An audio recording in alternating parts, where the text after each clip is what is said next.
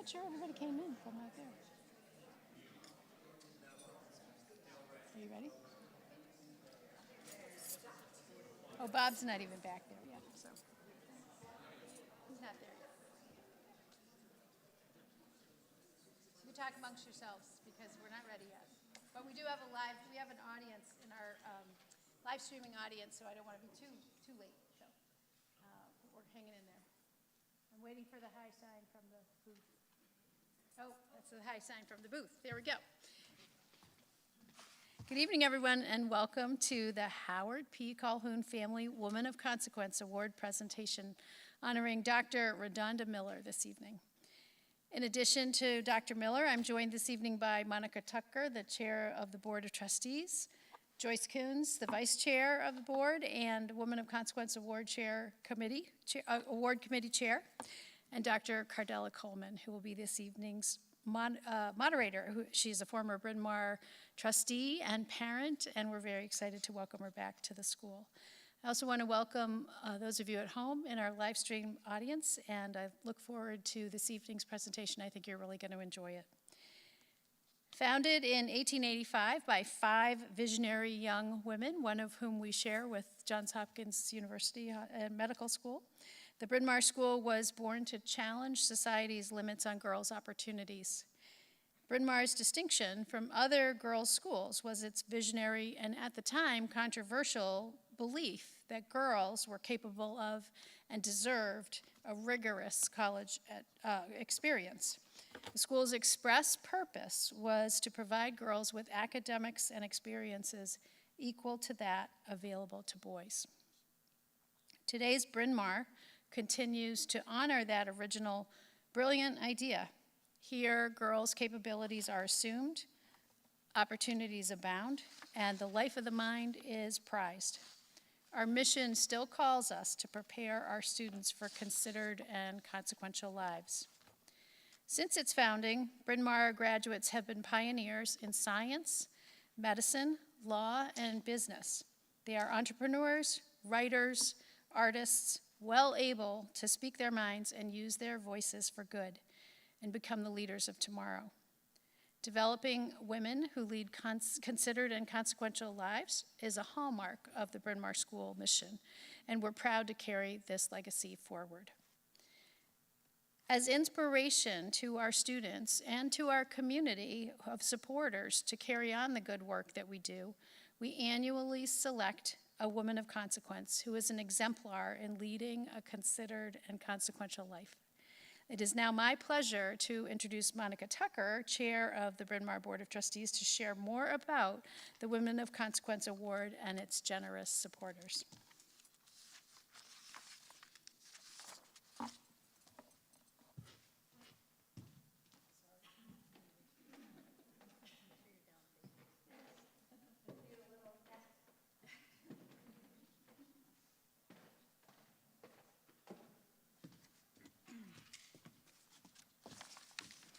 Thank you, Sue.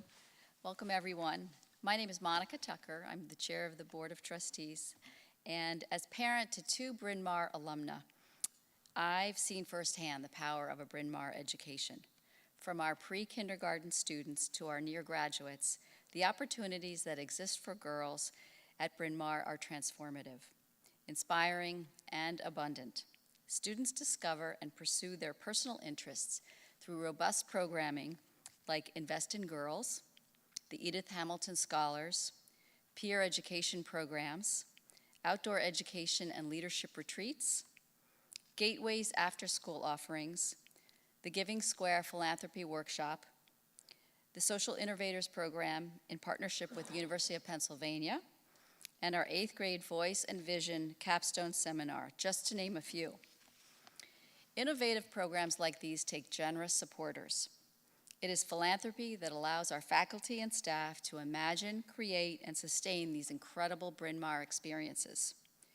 We are so grateful to the many donors who have invested in Bryn Mawr and their students through these important programs. Tonight, in particular, we want to recognize Trustee Emeritus Pete Calhoun. A Princeton graduate, Pete holds an MBA from Harvard, studied as a Fulbright Scholar, and is a general partner at Emerging Growth Partners, a venture capital firm here in Baltimore. He spent much of his career in senior management roles with T. Rowe Price in Baltimore and Arthur D. Little in Cambridge, Massachusetts. As a consultant, his clients included 3 presidents of the United States, the Pope, and several major corporations around the world. He is well-versed in leadership in action. Pete has 3 daughters who attended Bryn Mawr: Lisa Calhoun Connor, class of 1982, Nina Calhoun Wilson, class of 1984, and Robin Calhoun Catlin, class of 1992. So it should be no surprise that he is a steadfast champion for women's leadership. Together with his family, he established the Howard P. Calhoun Family Woman of Consequence Award at Bryn Mawr in 2021 to honor and celebrate women who have used their voices and actions to make positive contributions to the building of a more equitable and just world. Pete, on behalf of everyone at Bryn Mawr, we thank you for inspiring the next generation of change makers with this award. And now, Joyce Coons, class of 1975, Vice Chair of the Bryn Mawr Board of Trustees, and the Woman of Consequence Award Committee Chair, will present the award.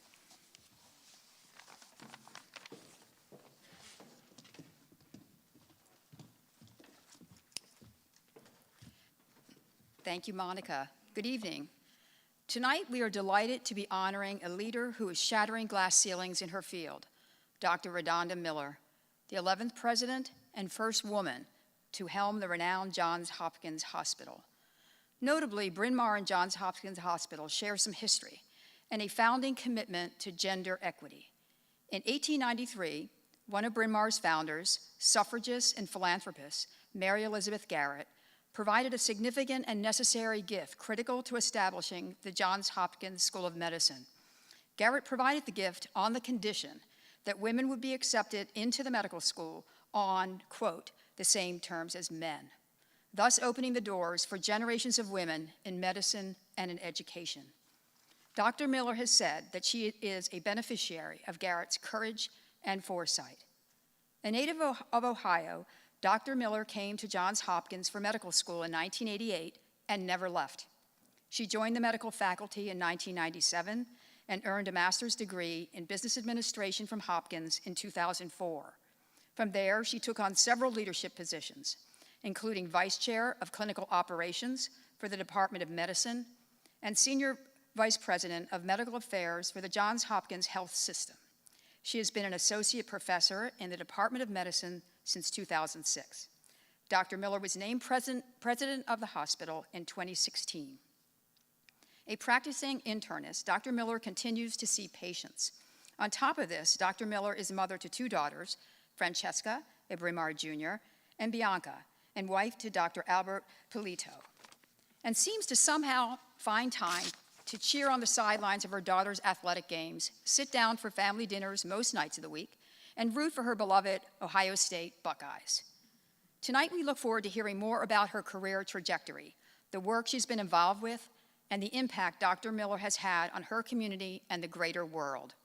First, it is an honor to make this special presentation. Redonda, your pioneering role as a female leader in one of the world's premier medical institutions is remarkable. In recognition of your work to improve health equity and outcomes in our community, and for inspiring the next generation of leaders to seize opportunity with compassion and integrity, we are pleased to present to you the Woman of Consequence Award from the Bryn Mawr School. Your name is now inscribed, I feel like it's the Academy Awards, is now inscribed on the silver bowl that permanently recognizes the women of consequence honored by the Bryn Mawr School. And here is a keepsake award of your own. If you would, Redonda, we'd like you to come up and accept your award and perhaps make a few remarks.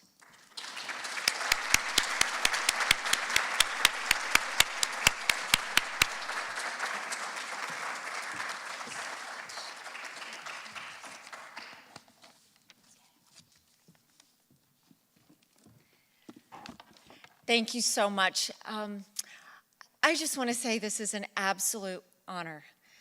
To be recognized as a Howard P. Calhoun Woman of Consequence is just really a remarkable privilege. I am flattered, I'm humbled. I'm the mother of 2 daughters. As you mentioned, one is here, a junior in Bryn Mawr. And I won't tell you, we do have family dinner. It's often at 9 or 10 o'clock, but we won't go there, but we'll just let it go at that. But throughout our lives, Albert and I have tried to instill in them this notion of purpose and putting yourself forward and striving to lead, and most importantly, leaving the world a better place after you have left. And I can tell you, having been at Bryn Mawr, especially today with those middle schoolers and the high school pre-med club, our girls are in good hands. These women, young women, ask such insightful questions. They were inspiring to me. They truly are women of consequence of the future. So I just want to thank Sue Sadler and Monica Tucker for your leadership of the school. I want to thank Joyce Coons for your work in leading the committee to choose this award. Everyone who made this night possible. But most importantly, to Howard P. Calhoun and his family for making this amazing award a reality. It is inspiring to our girls, and it will give back to the school for many years to come. So thank you very much. Want to take a seat?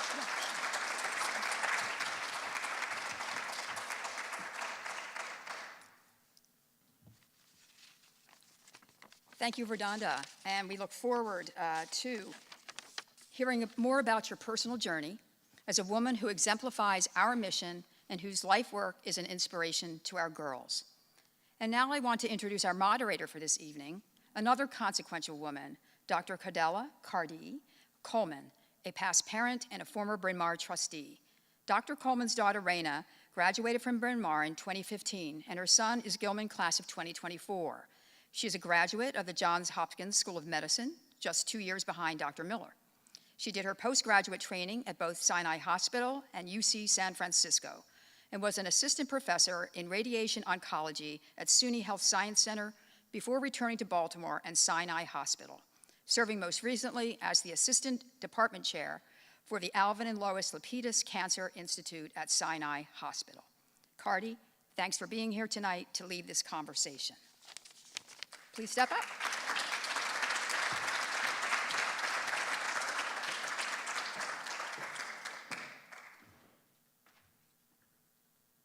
I hope the mic is working. All right, great.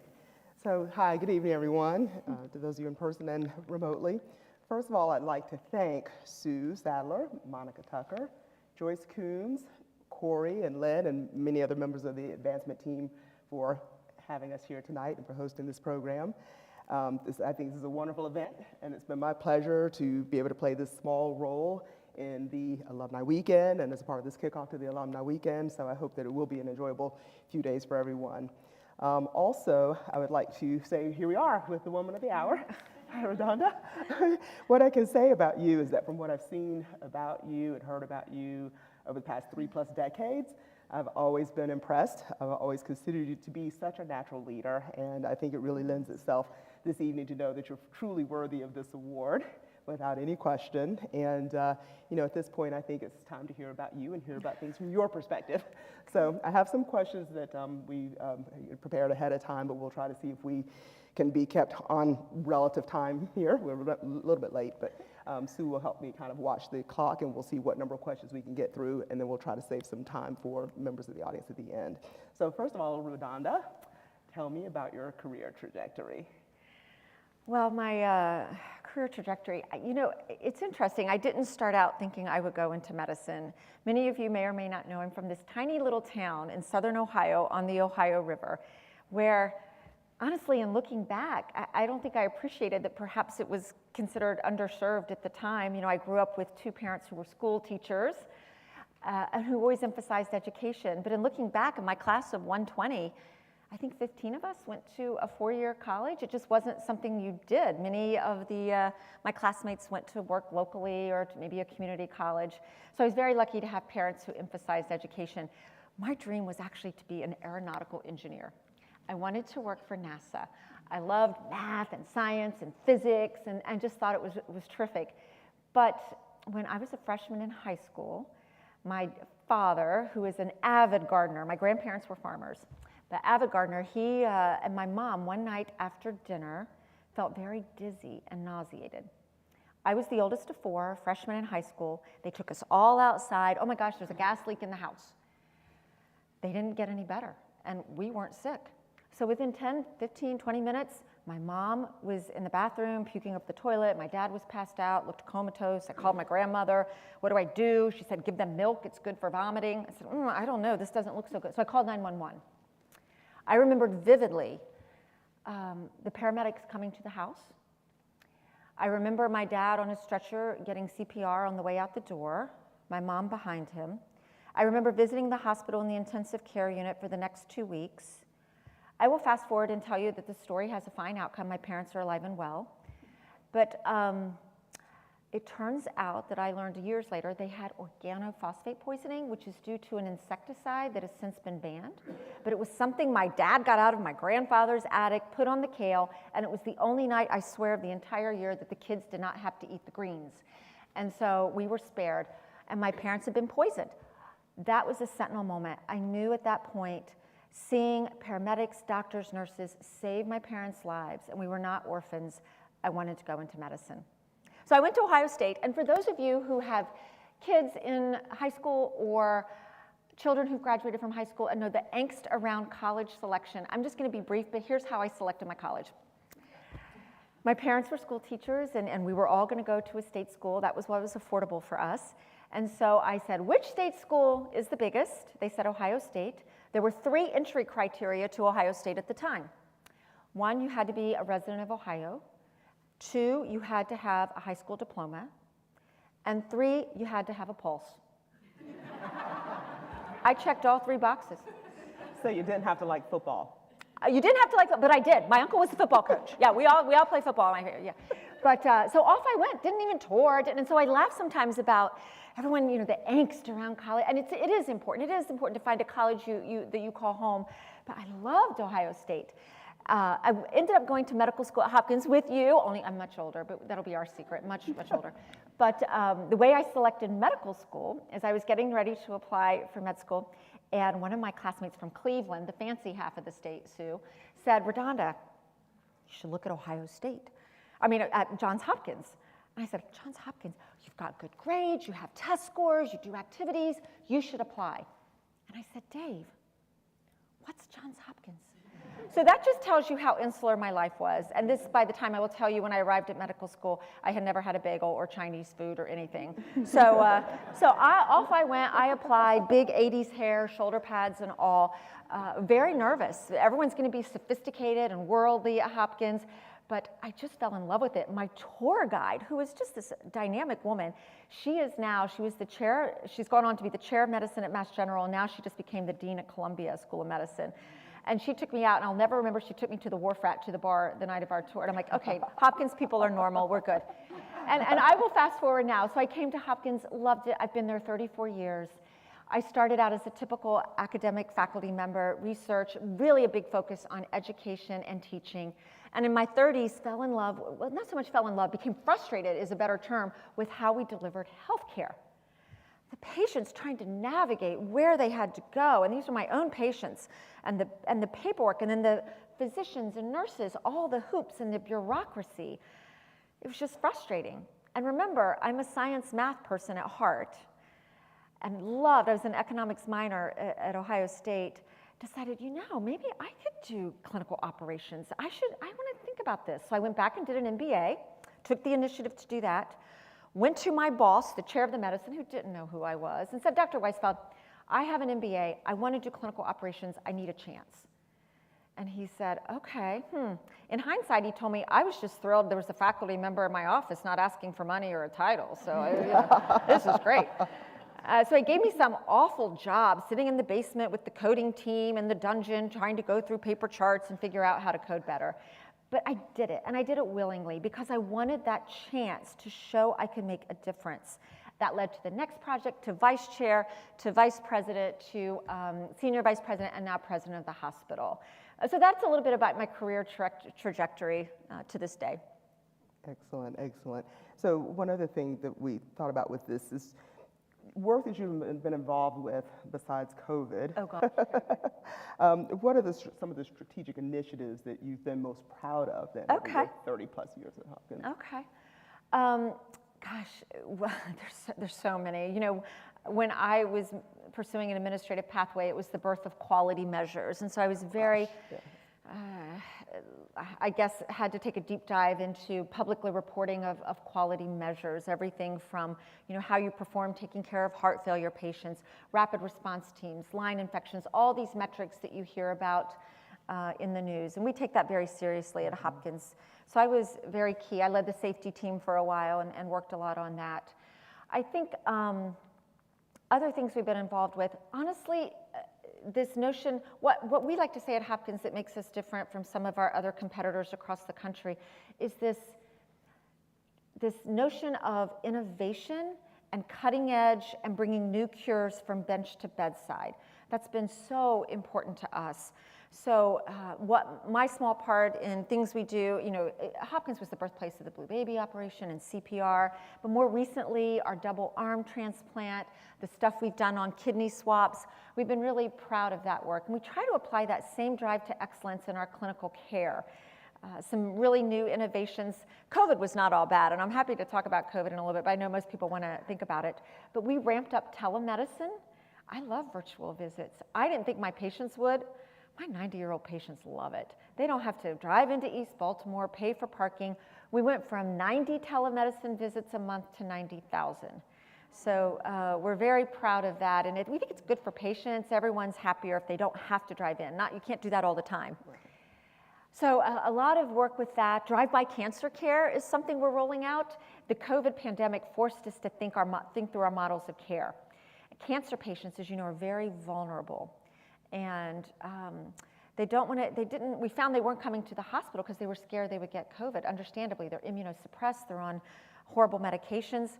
So we started out with a drive-through where you could just get a COVID test or a COVID vaccine.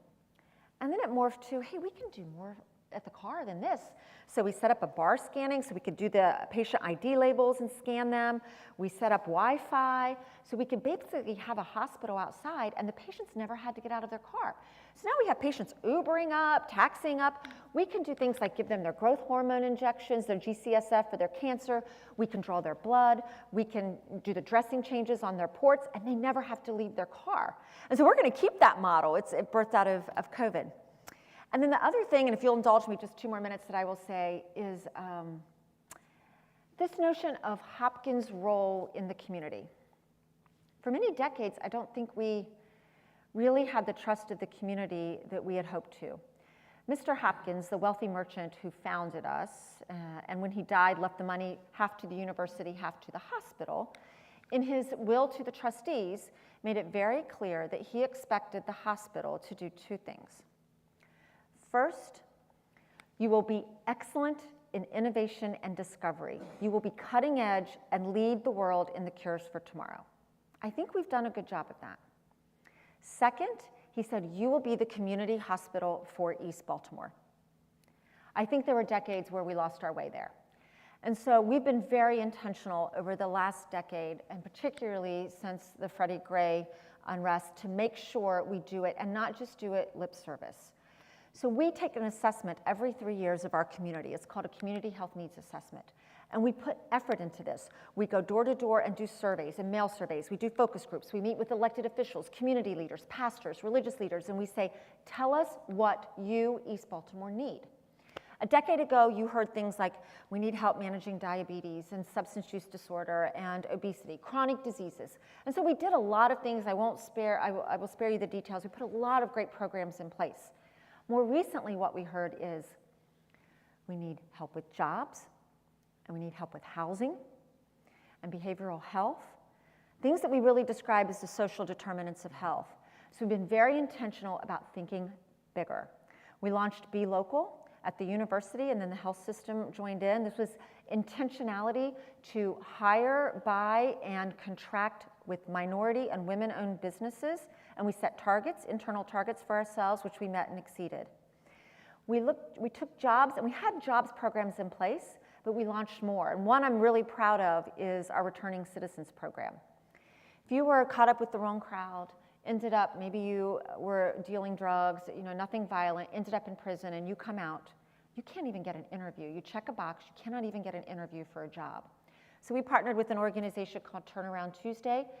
When citizens who were justice involved came out of prison, they would get them job ready, give them the skills they need. They would call us, we would bring them in for an interview, and then hire them into entry-level positions, provide them a coach, tuition remission, and then help them with the skills they need to move up the organization.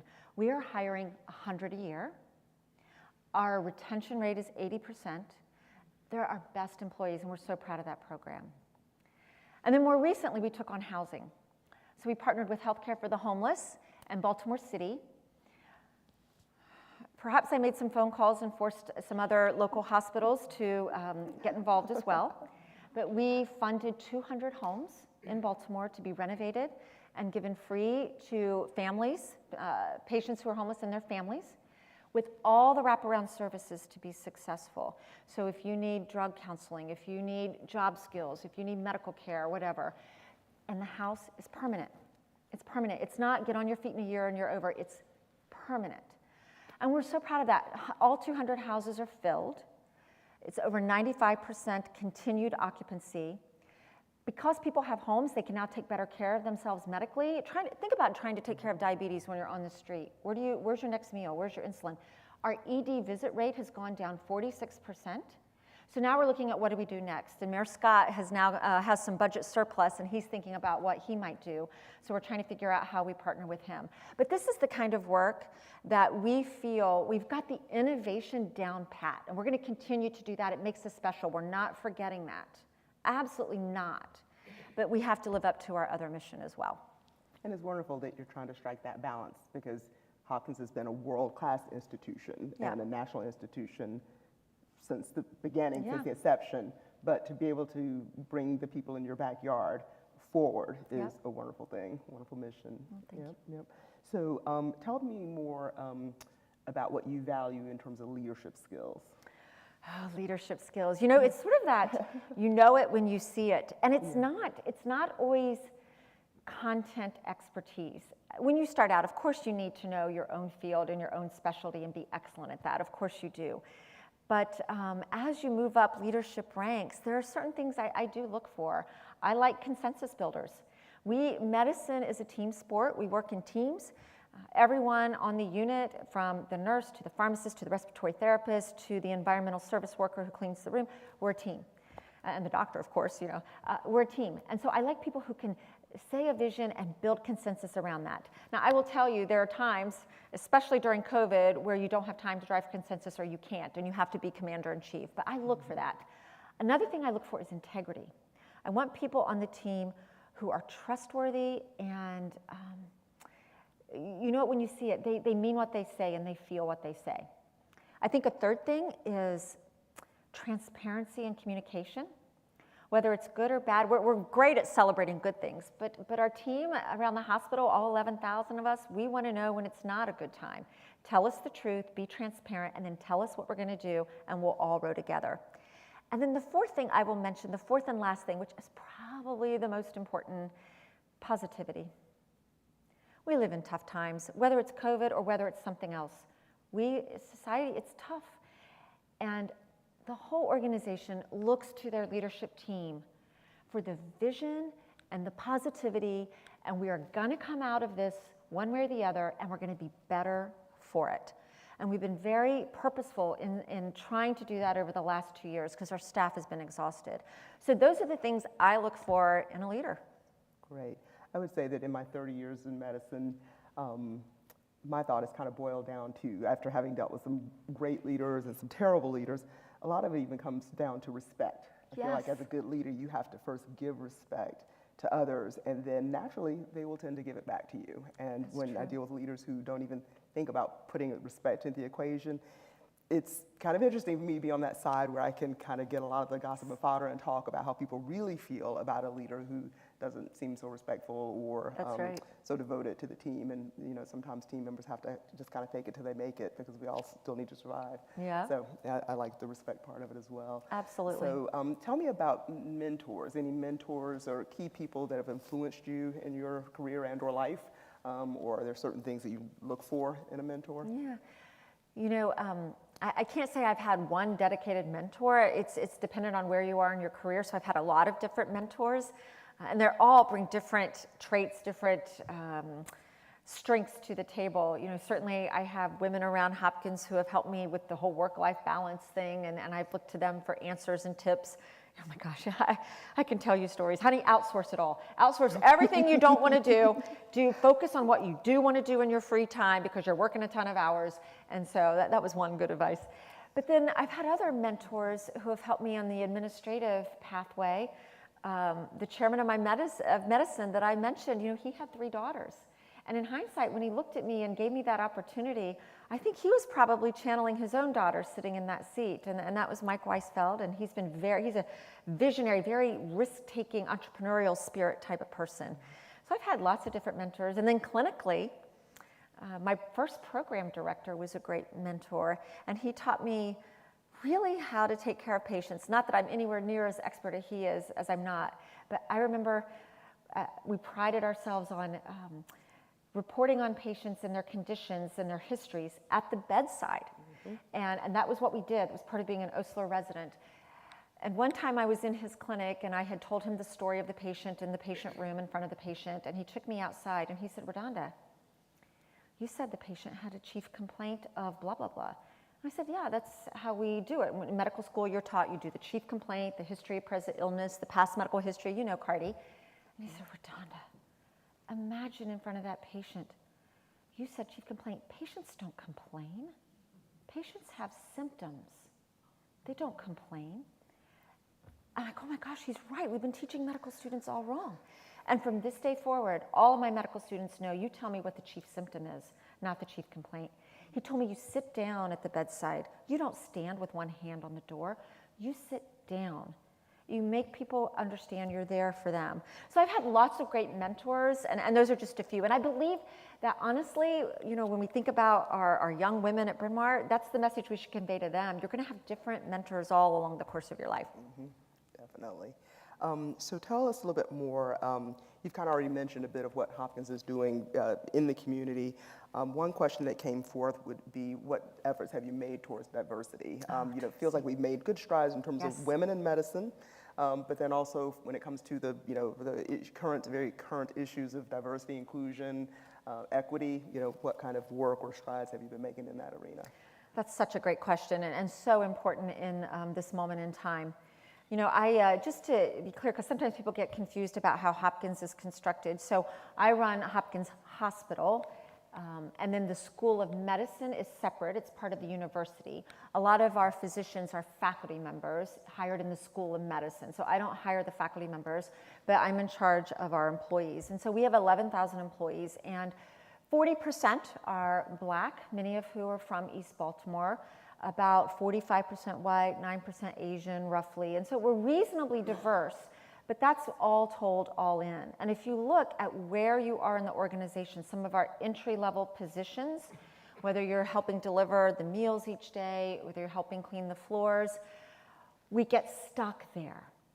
And those employees who often come from underrepresented parts of Baltimore, moving them up to managerial and then leadership, we have significant work to do. So we've been trying to really focus on that. We have coaches available for our entry-level positions. We have tuition remission.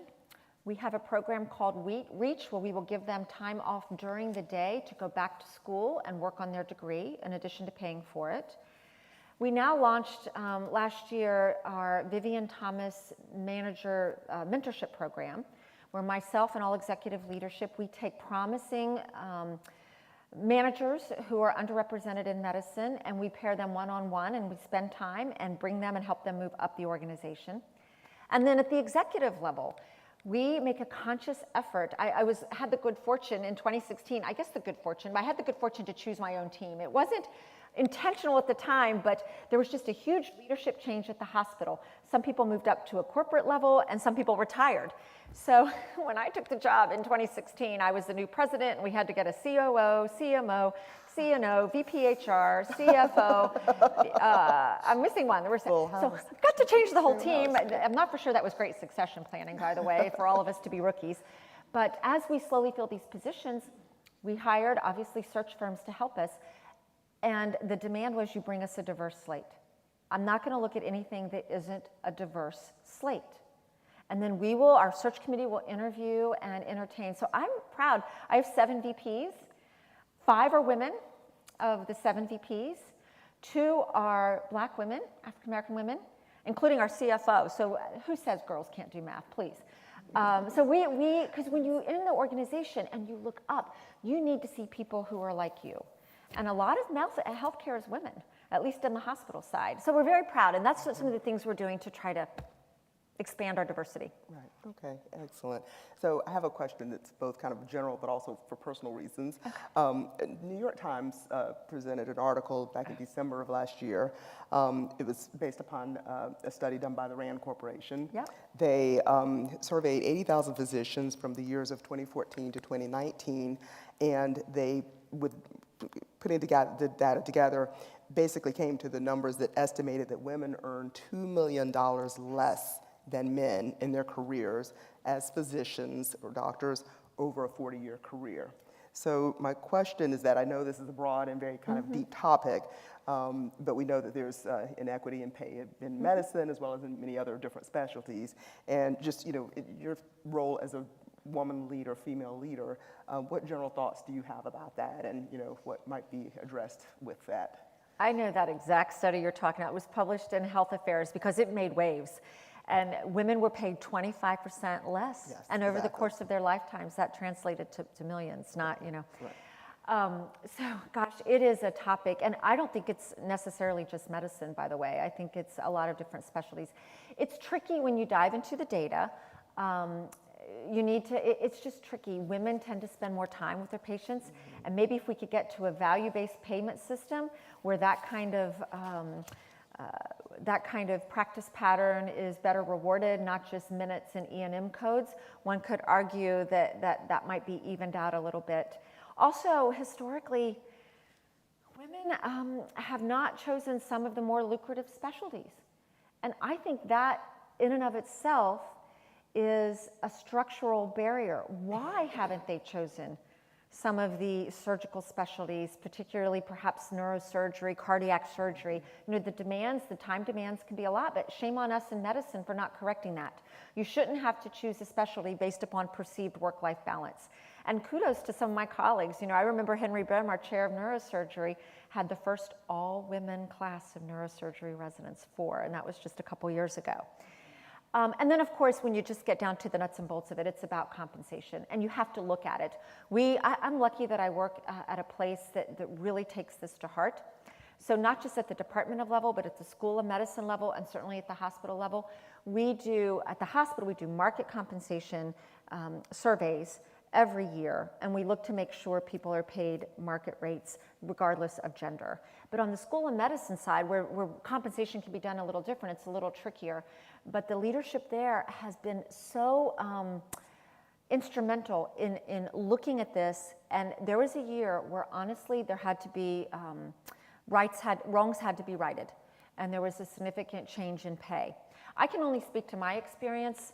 I think we have work to do as society because those gaps do still exist, and they're just not right. Yeah, I agree. And the article also highlighted that there are still some biases against women. Women don't tend to be in positions where they can get some of the larger research grants.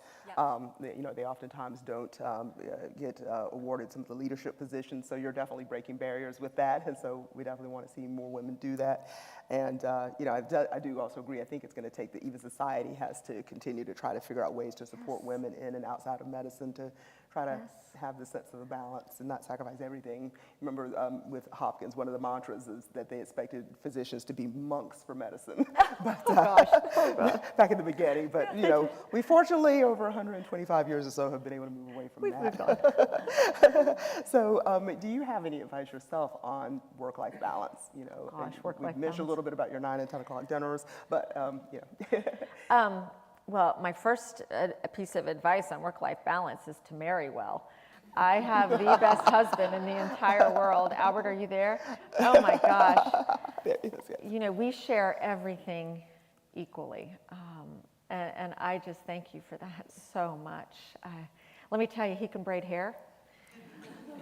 And I do things that I've had to learn from you. So it is such a great partnership. That's really important.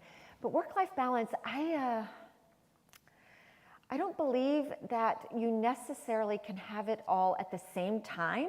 Someone said that once, maybe it was Sheryl Sandberg, I don't know, but I resonated with me because you have to prioritize, right? You have to prioritize in your life, and your priorities will change over time. So for right now, the priorities for me are my family and my work, and my 2 daughters, and of course Albert. So I try very hard, and luckily I'm in a position where I can schedule things around my calendar. I can sneak out at 4 to catch a game, and then I can go back. And Albert will tell you, there's a lot of work done between 8 and midnight every night, for sure, every single night. But I can schedule it such that I can make that what's important to me work. For other people, that important thing, maybe they have elderly parents. Maybe they have a passionate hobby. Maybe they're a marathon runner. Maybe they, and so you have to have that balance where you can do what is your other 1 or 2 or 3 priorities. Now you give up.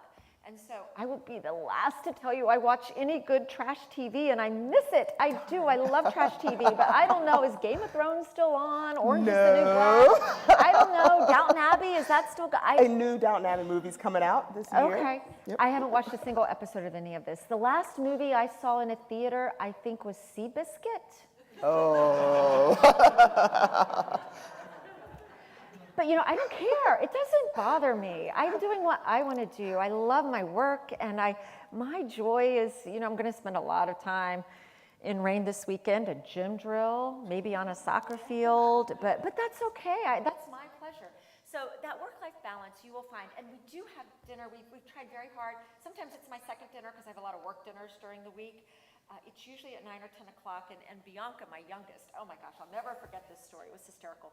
One of the other moms was doing me a favor, and they had soccer practice early, and so the mom said, I'll just take her from school and get her to practice. Don't worry about it. I'm like, okay, great.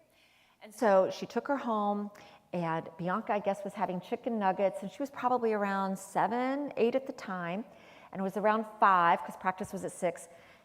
And the mom told me Bianca stood up all of a sudden and said, wait, is this dinner? Because it's light outside. What? We're having dinner now? And I'm like, yeah, that's it. We just tell them they're European. Albert's Italian. We say, look, and mommy gets a glass of wine. That's why we have dinner at 9. Don't worry about it. Oh, that's excellent, and I can vouch. And by the way, I'm not espousing that. If it doesn't, every family's different. I should put the qualifier in, right? That doesn't work for anyone. Don't call Child Protective Services. But, you'll find out. And not you guys, but our girls, they'll find out what works for them. Every family has something different that works for that family. Yeah, and I can vouch for Albert on the professional side. We've had some patients in common over the past couple of decades, and his patients absolutely adore him. And he's a gem. He's an awesome person to work with. So it seems like you guys are getting it done day by day. That's for sure. So one other thing, I guess, last thing I'll ask before we see if the audience has some questions, would be, do you have any sense of, like, you've given great advice already, but any general sense of advice that you might want to give to women who maybe planning careers in medicine, or just women who plan to have careers, future generational leaders? Advice to women, oh gosh, I could go on and on because having learned things the hard way. I will say one piece of advice is you have to tell people what it is you want to do. You can't assume they're going to know. I think back to that moment in time where I was so nervous about going into this head of the department he had 450 faculty members. He didn't know who I was. He said he did. He was lying. I just remember sweating bullets about being nervous. And had I not done that, I would not have been given the chance to change career paths. So our girls have to self-advocate was the term I heard today. I didn't realize that's what it was, but they have to tell people what it is they want to do and then prepare themselves. I had my MBA in hand. I was ready to go. How could you deny me? I think a second piece of advice is, there's something to be said for volunteering, not saying no, meaning there were times in my career where I was asked to do the jobs no one wanted to do. And I did it, and I did it with a smile on my face. And, in hindsight, I think people remembered it. And I see it now. Everyone has parts of their jobs they don't want. And so I look at my team, we need to get this done. Would someone be willing? And I remember who volunteered and did it with a smile and did it and executed excellently, I remember, because they're the next person I'm going to give a promotion to and move up. And then the final and last piece of advice, I think, would be to take risks. And this is so important for women perhaps more than men. We often think of 100 reasons why we can't do something as women. Oh my gosh, I could never get that position. And Albert will tell you every step of the way, from going to being a vice president to a senior vice president to a president, was met with weeks before, oh my gosh, I'm down to the final 10. Oh my gosh, I'm down to the final 2. What have I done? I can't do this job. I can't do this job. And Albert would say, Redonda, stop. This is your dream job. Stop, and you'll do it. And he was always right. Like, I can run a hospital now. I can do that, actually. I have no doubt. 6 years and counting. It's not easy, but I can run a hospital. But girls doubt themselves. And so what Bryn Mawr does to instill confidence, the men, I've heard it said, will look at an application and there will be 10 qualifications. And then a woman will say, oh, I only have 9. I could never do it. And they won't even put their names in the hat. Men look at the application and say, 10, I've got 4. Why wouldn't they hire me? And the men have it right. The men have it right. So I think we need to tell our young women, put yourself out there. If you are applying for a job and do not have a pit in your stomach because you're worried, then you haven't reached high enough. That's what I say. So those are my pieces of advice for our young women.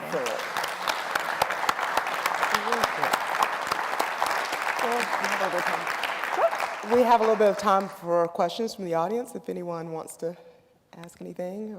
If not, I have a few more I could ask, or we can even wrap up. Okay, Mr. DeMuth. Uh-oh. Who said to me ahead of time he might ask a question, and I said, please be gentle. This isn't the Grammys. Sure, I'll use the mic. I was going to sing, but no, you don't want me to sing. Being a lifelong Baltimorean, it's great to have Hopkins in your backyard and other great medical institutions. My father-in-law was a Hopkins doctor, and it's comforting to know when you're sick or somebody in your family's sick to be able to go down to Broadway or some of the others. But the cost of care in the United States is out of control. Granted, we get the best care, so I guess you get what you pay for.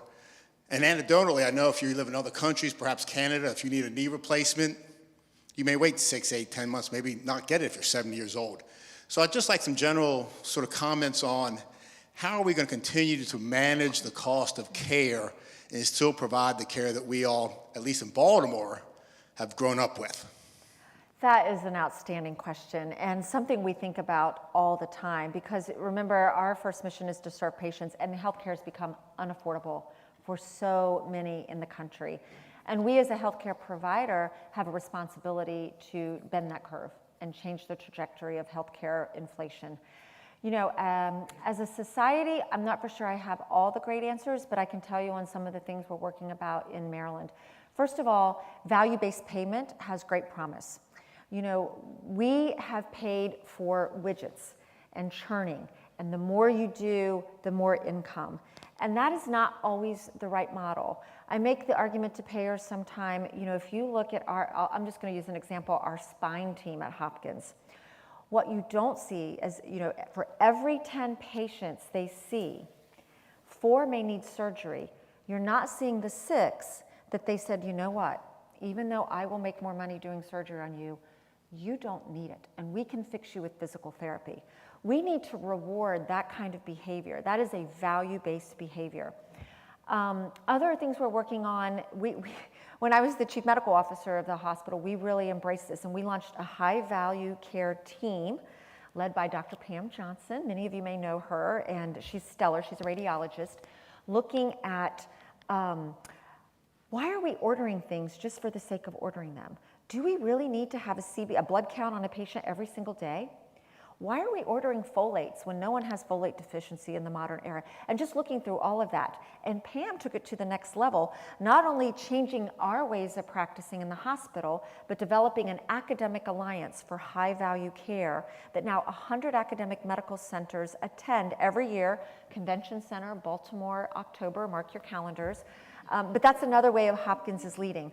So I really have to think about value-based payment. The other thing I will mention is we spend an extraordinary amount of money on the bureaucracy of medicine. Denial, appeal, denial, appeal.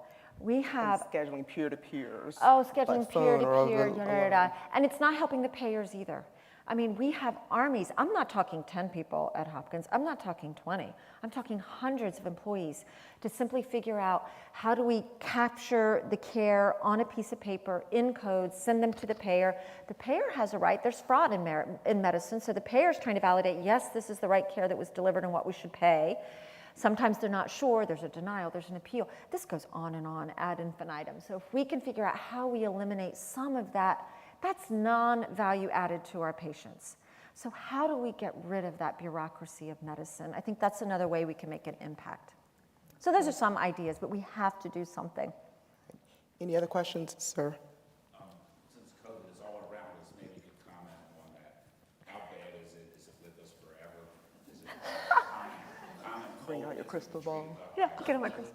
You know, just COVID, yes. I'm telling you, it was a rough 2 years at the hospital, and it continues to be. Through all the different surges, we made a decision as a system that we would put all the sickest patients at our hospital. So we were busing ICU patients from an ambulance from Sibley to Suburban. So I have a little bit of post-traumatic stress disorder about it, but we're good. Luckily, we could keep everyone safe. You know, I look back, and I'll just digress for just 1 second. We learned from Ebola. Believe it, I know Ebola never came, but Hopkins was prepared. Yeah. We were ready for Ebola. We stood up a biocontainment unit, $12 million, the big bio, and trained everyone. We stockpiled 200 PAPRs, which are the big things you wear to keep your staff safe. So when COVID hit, we were ready, and we had new buildings that we could flip entire units to negative pressure so we could keep everyone safe. We got our PAPRs out of storage. Our pathologists invented their own COVID tests. So when the whole world was waiting 8 days for a COVID test, we could turn it around in 12 hours at Hopkins. And we developed capacity so we could help other hospitals. So I'm so proud of our response. Forgive me for just indulging me that. Our hospital has consistently been ranked in the top 5 across the country at improving mortality from COVID. So where's COVID going now, which is your question? My personal opinion is I think it's just going to become endemic like flu. Coronaviruses were the cause of many upper respiratory infections well before the big ones, MERS, SARS, and now COVID-19. It is the natural history of viruses that are pandemic in nature. Over time, as the population develops more immunity, either from vaccine or innate immunity from having had it, the virus only stays alive by finding someone the virus can infect. As the population gets immunity, it becomes harder and harder to find a host who doesn't have antibodies, so the virus mutates and becomes more infectious. And that's what we're seeing. Every BA1, BA2, now BA2.12.1, they're all more and more infectious. It's the survival mechanism of the virus. Are they more severe or not? No one knows. I've read 100 different papers. Some say it's less severe, some say it's just as severe, but we're more immune. So I can't answer that.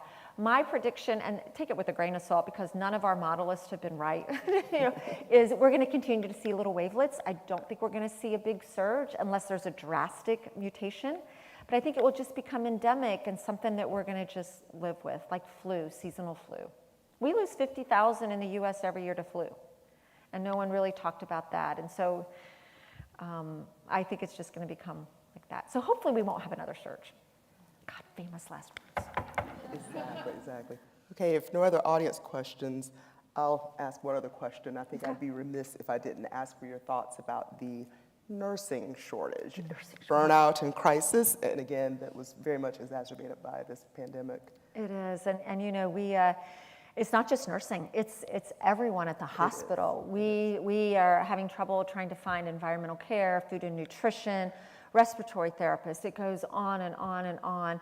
What happened over the last 2 years is people were getting close to retirement, and with COVID said, I'm not sticking it out another 2 or 3 years, so some just left. Some had issues trying to balance. You know, when you have little children at home and they're trying to do virtual school, it is hard. Albert and I were so lucky because our children were a little older, 10 and 14. We were in the hospital more than ever, and so Francesca ran the home. We're just like, okay, figure it out, Francesca. Feed people, I don't know, just do it. More nuggets. Yeah, more nuggets. So we had this great resignation. I mean, it really is truly an accurate term. Right now at the hospital, before COVID, we would have 300 vacancies on a base of 11,000. We hit 1,350. It's hard to keep the hospital running. Now we're around 1,200. So we are trying everything possible. It's almost like Maslow's hierarchy of needs. You know, the first thing we're looking at is just simply, are people compensated appropriately? And we had work to do, and we have put a lot of money into basic compensation. Second, do people feel safe? Are we providing them adequate protection? Not just around COVID, but, you know, driving into East Baltimore, people can be stressed. The recent carjacking of our trauma surgeon, that shook us tremendously. And so making sure we have the right safety. And then this notion beyond, because people want to stay at an organization beyond just compensation. I know you don't believe it, but it's true. Are we valuing our employees? Are we appropriately communicating and valuing them for what we do? And so we've really taken that on. And making sure they're not exhausted and working appropriate shifts. So we're making some headway. I would love to say but the second we make a move and do something, someone else does something. We roll out a loan repayment program, someone else does. It's not just healthcare, it's hospitality, it's manufacturing. We are all really seeing this same, but I think things are gonna turn around. I do. I think there's been some correction in the workplace. I'll start with pay. I think there's been some correction. We've done it at Hopkins, so hopefully we'll move on. Great. Well, thank you, Redonda. You are amazing. Thank you all so much for coming. Thank you. This is, yeah. Very, very enjoyable. So I have a few thank yous as well. I want to thank all of our advancement team for organizing this evening's program. They were fantastic. I want to thank all of you for attending this evening, but I especially want to thank Cardi for her expertise and her knowledge, which kept the conversation lively and interesting. I'm gonna get this out in 1 second here. These are for you, Cardi. Thank you. Taking my And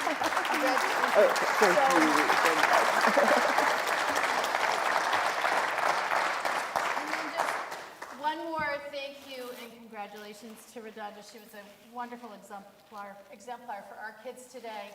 They really enjoyed being with her, and she answered most of their questions. They were tough. They were hard. They were hard, but Thank you congratulations. so much. Thank you.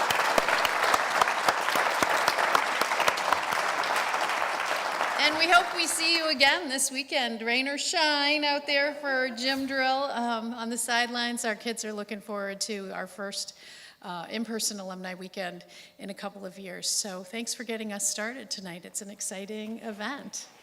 Okay, here we go. We're dismissed.